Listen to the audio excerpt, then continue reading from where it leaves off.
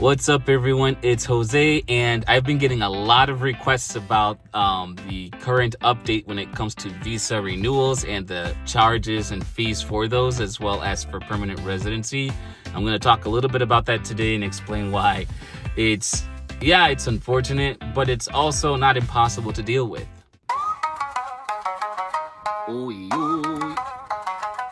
Before we get started, please don't forget to like and subscribe if you like this kind of content. I try to make videos about life in Japan and the process of being here in daily moments. So hopefully you kind of get some information in regards to that, as well as some Japanese lessons and words of the day. Check out my shorts. I got a lot of those videos there for you too if you're interested.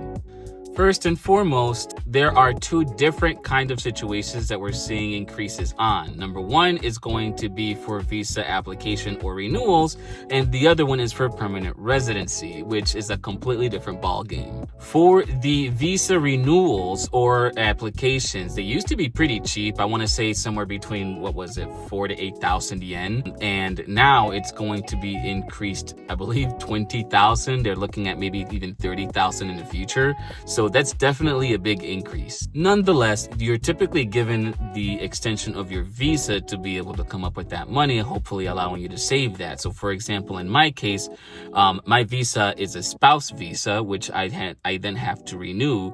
And then when I renew, I would have to pay that amount. However, even if it's just like a 1-year visa, that should hopefully allot you enough time to then start saving money little by little, so that way you can have that money specifically set aside for that. Yes, it is 100% an inconvenience for me. However, I understand that what they're trying to do is to make it so that it's not so easy for people to just come and flood Japan with tourists and people trying to stay here for a certain amount of time before going back. That does make sense. It's unfortunate for the rest of us that are trying to make it here, but it does make sense in the long run, and it also is going to help Japan overall in their financial structure, which if you're trying to live here, it's good for you too, right? So that is going to be something to take into consideration. Now, when it comes to the permanent residency, that one's a little bit different. That one, I believe, was 10,000 yen to do that, and now I believe that the charge went up to 100,000 yen, and I've heard talks of eventually moving it up to even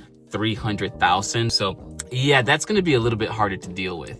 Again, though, for the permanent residency situation, if you've been here long enough to qualify for a permanent residency, hopefully you've kind of already established yourself here first, which would make sense. They would want you to be established here well enough to be able to then afford to be able to get a permanent residency for you to be able to be okay. If you've been here long enough for a permanent residency, but you still can't afford that, it's not like a terrible thing, but then the government would be like, what are you doing here? Are you actually contributing to society, or are you just wasting your money, And I mean, sure, it's, nobody's business but yours, but I mean, I can understand their mindset of trying to make sure that the people that do come to Japan are actually trying to contribute to society, especially in a financial sense. So, it's a give and take situation. I understand it's frustrating, but it is what it is, right? Yes, they have updated a lot of the rules and the qualifications needed, but it's not impossible. And I just kind of want to clarify that right now.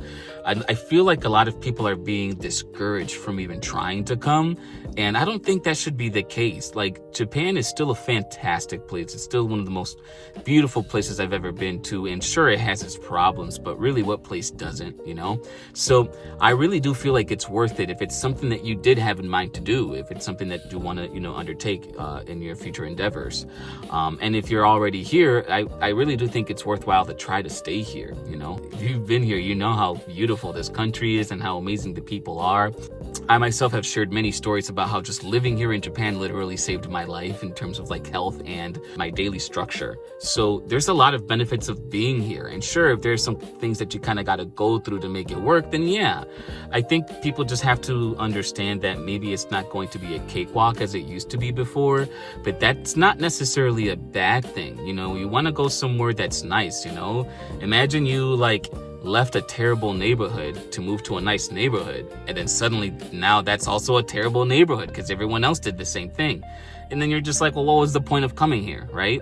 So if you're trying to escape, per se, a terrible neighborhood or just want to go somewhere better, wouldn't you want it to be a little harder for everyone else to get there too, just to make sure that the people that are going there are going to make it a better place for you overall? So in that sense, you gotta kind of understand that you gotta do that extra work, but it's gonna benefit you in the long run. When it comes to opportunities, there are still plenty of opportunities. I have the spouse visa, yes, which allows me to then apply for work a little bit more free than other people are able to. However, from my understanding, that is not the end all be all. Even when it comes to restrictions having to have a degree. Yes, most companies do require a degree of some sort if you're trying to do something outside of a entry level. However, it is not the only thing.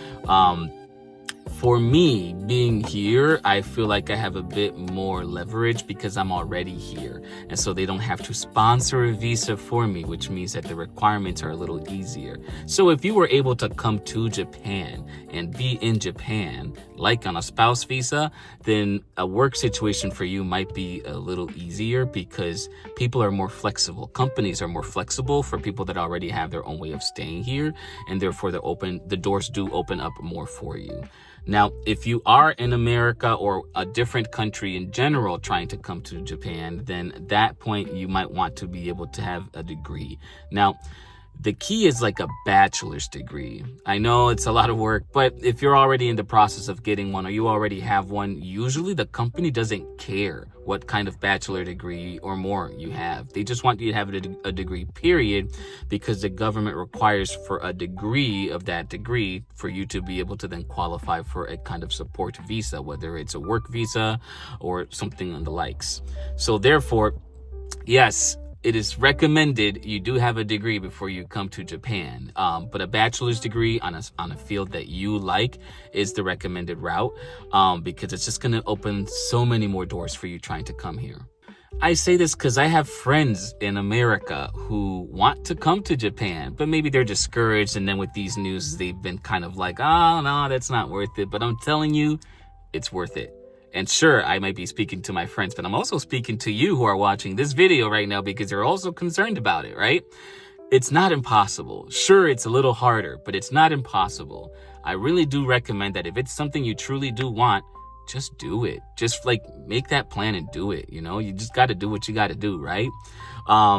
Save up your money if possible. It's easier said than done, but if you're able to save up your money, try to get the degree if you don't already have one, and then just kind of plan it out. There's plenty of routes. There's plenty of work websites that allow you to do that, and even remote work that allow you to do that. I'm gonna link some websites down in the description of the video so that you can go and check some of them out yourself and see what kind of available work there are for you. Don't worry about location yet. I mean, sure, you might want a specific location, but once you get your foot in the door, you're in, So I would highly recommend get your foot in the door, apply for a job that you're willing to do, and then just do it, There's a huge stigma when it comes to work like English teaching about how terrible it is. And I'm not saying that they're the best thing in the world, but not all of them are terrible. And honestly, I've had worse work experience back home. So, it depends how much you're willing to do it. Do you really want it? You got to be able to make that effort. And then once you're here, you're able to really acclimate to the environment and really figure out what you want to do and what you're capable of doing. Another key detail is, you might want to think about learning Japanese because that's going to open an entirely new world for you. Right now, in my situation, for example, sure, I'm able to do my English teaching work, but if I was able to speak Japanese, I have so many friends here who have available work, even for me, but I don't do it because I don't speak Japanese. But if I did speak Japanese, I'm in, You're going to come across situations like that. You're going to make connections in Japan, and doors are going to open for you. How prepared are you, though?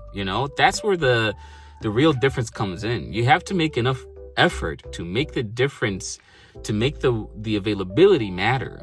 When these doors open for you, you have to be prepared to walk through them, I think you just got to think to yourself, it's not going to just be, I'm just going to walk in there, do it, and everything's fine. You got to work for it, you got to really work for it. So that's just the one thing I kind of want to leave you with in this video. Yes, it's harder to come to Japan in terms of like finances, and maybe some of the rules are a little bit more strict. Sure. But that's okay. You got to work for what you want, right? Like, it's unfair. So what? That's life. Tell me it's fair where you're at. Then I'll be like, oh, okay, you know, like, you're leaving for a reason, right? No, you got to work for it, you know? And if you're here and if you want to stay here and if you want more doors to open, do the work, learn Japanese, acclimate, make connections, you know, reach out. But again, all that is easier said than done.